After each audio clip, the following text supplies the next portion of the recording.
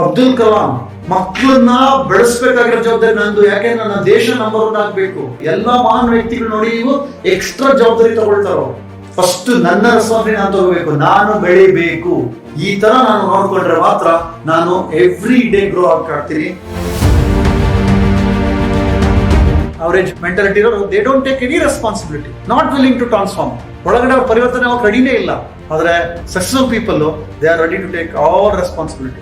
ನನ್ನೊಳಗಡೆ ನಾನು ಯಾವಾಗಲೂ ಸಹಿತ ನಾನು ಇನ್ನೇನು ಟ್ರಾನ್ಸ್ಫಾರ್ಮ್ ಆಗಬೇಕು, ನಾನು ಇನ್ನೇನು ಟ್ರಾನ್ಸ್ಫಾರ್ಮ್ ಆಗಬೇಕು ಅಂತ ಯೋಚಿಸ್ತಿರ್ತಾರೆ.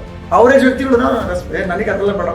ರೆಸ್ಪಾನ್ಸಿಬಿಲಿಟಿ ತಗೊಳ್ದೇ ಇರೋ ವ್ಯಕ್ತಿ ಬೆಳೆಯೋಕೆ ಸಾಧ್ಯನೇ ಇಲ್ಲ ಫ್ರೆಂಡ್ಸ್. ಫಸ್ಟ್ ನನ್ನ ರೆಸ್ಪಾನ್ಸಿಬಿಲಿಟಿ ನಾನು ತಗೋಬೇಕು, ನಾನು ಬೆಳಿಬೇಕು, ನಾನು ಎಲ್ಲದನ್ನು ಕಲಿಬೇಕು.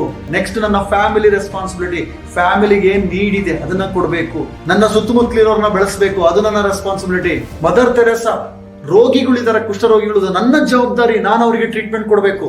ಅಬ್ದುಲ್ ಕಲಾಂ ಮಕ್ಕಳನ್ನ ಬೆಳೆಸ್ಬೇಕಾಗಿರೋ ಜವಾಬ್ದಾರಿ ನಂದು. ಯಾಕೆ ನನ್ನ ದೇಶ ನಂಬರ್ 1 ಆಗ್ಬೇಕು. ಎಲ್ಲಾ ಮಹಾನ್ ವ್ಯಕ್ತಿಗಳು ನೋಡಿ, ನೀವು ಎಕ್ಸ್ಟ್ರಾ ಜವಾಬ್ದಾರಿ ತಗೊಳ್ತಾರೋ. ನನ್ನಿಂದ ಏನೇನೆಲ್ಲ ಸೇವೆ ಮಾಡಬೇಕು, ನಾನು ಹೋಗಿ ರೆಸ್ಪಾನ್ಸಿಬಿಲಿಟಿ ತಗೋಬೇಕು. ಈ ತರ ನಾನು ನೋಡ್ಕೊಂಡ್ರೆ ಮಾತ್ರ ನಾನು ಎವ್ರಿ ಡೇ ಗ್ರೋ ಆಗ್ತೀನಿ. ಅವಾಗ ನನ್ನ ಮೆಂಟಾಲಿಟಿ ಅಪ್ಗ್ರೇಡ್ ಆಗ್ತಾವೆ.